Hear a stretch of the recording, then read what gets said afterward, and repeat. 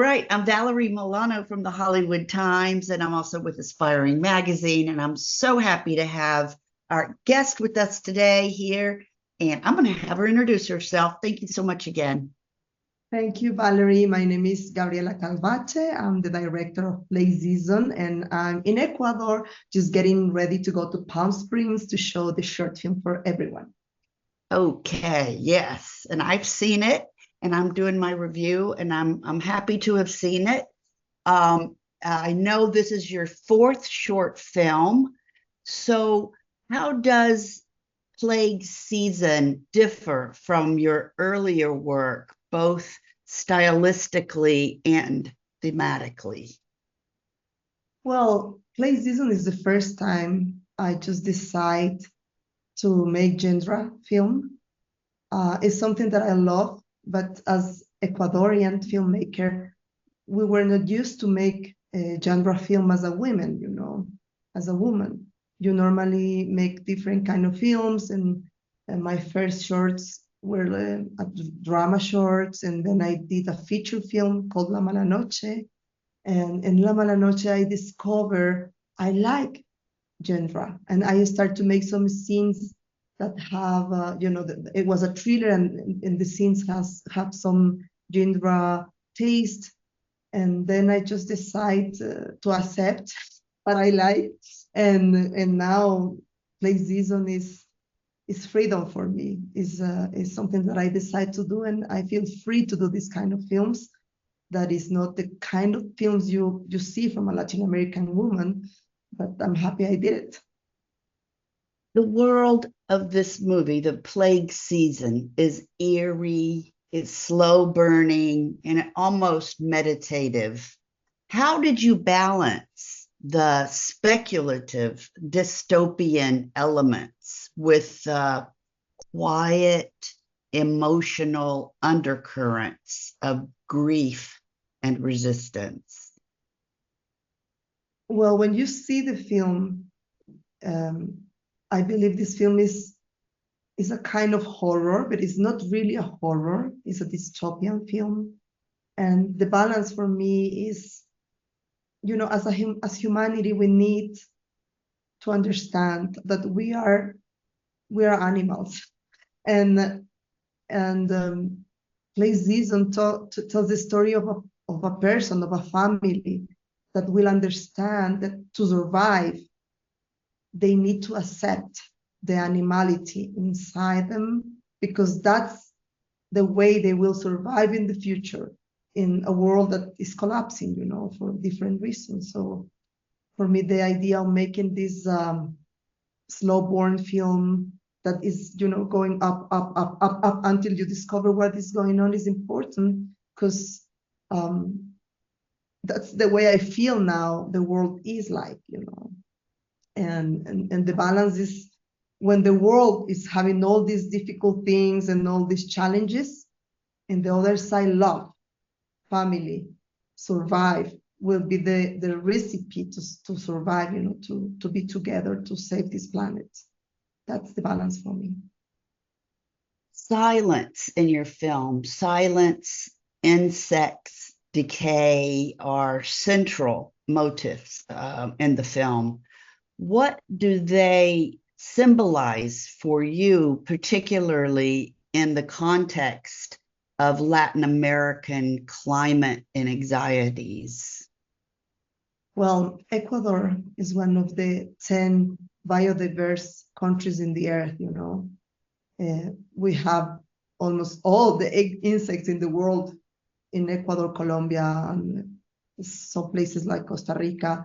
So for us, it's really important to save these animals, to save the trees, because we really are important for the planet, in Brazil and in South America, we're still being green, and it's super important to sustain these countries, not only for Latin America, but for all of us. So that's why I did this film, because even if I'm not talking about that directly, like in a documentary, it's more like a metaphor. But if we don't change the things we are doing globally, then the problem will be for all of us. And I want to protect that through this dystopian film, you know.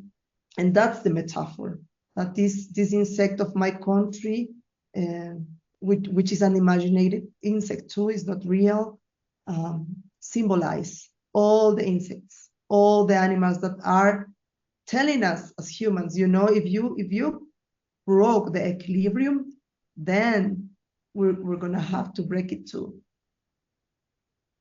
Yeah, there's a quiet resistance in this narrative. What kind of resistance were you hoping to portray? Personal, political, ecological, or all of them? Well, that's a good question. Well, the first is resistance of love, you know. In this moment, we see so many wars, we see so many difficult things going on in many countries, not only one, in all of the countries we have problems. And we see in the news all these strong things and problems between different powers, but nobody's talking about the power of love, you know, and the power of love is something that makes us to be together. And in this family, you know, the mom of this girl has the power of love.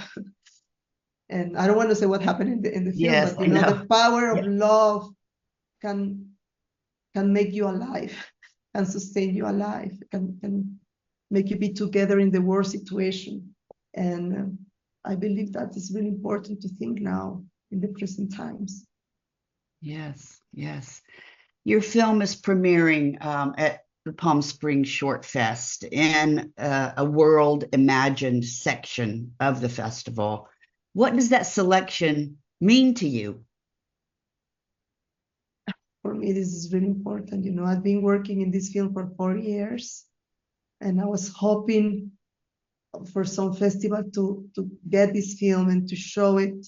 And finally was Palm Springs, which is one of the best festivals in the world for short films. So I'm so blessed. It means a lot because it's the beginning of meeting the audience, which is the most important thing for me, you know. I'm happy that I'm going to Palm Springs, but I'm more happy to meet in the audience, to be in there, to understanding the city, to understanding the history of the city.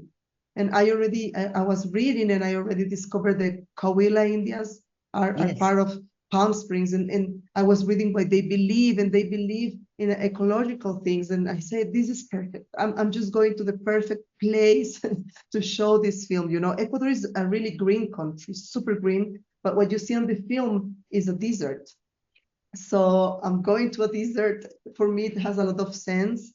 And it's going to be hopefully the beginning of meeting different people around the world and embracing them and talking about this kind of subjects. So I'm so honored to that's go. wonderful. That is so great. We're going to look forward to having you in Palm Springs. So, what are you thinking about next?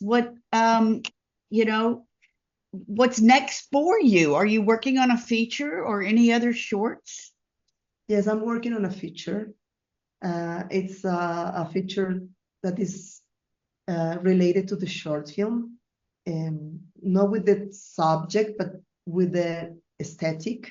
And you know, I told you that I want to make a genre film, so it's going to be a first genre film for me.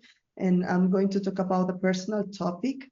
When I was young, I have an eating disorder, and I want to talk about that, but through the genre, through the terror. You know, I want to show what you feel when you have this sickness, and how everything can be so scareful, you know. I don't have that problem now, but I was so young. I was 14, 15 years old. And but I think I should talk about that, and I'm ready to do it. Wonderful. Well, you make sure you keep us posted. We're the Hollywood Times today, and the Hollywood Times Official is our YouTube channel. And I know that your film, Plague Season, will be in Palm Springs and on June 26th, right? That's when it will show? Yeah, it's going to be on June 26th at 6 p.m. in the section World Imagined. That's wonderful. Well, safe travels to California. How can our viewers and our readers find out more about you and more about your films, social media or websites?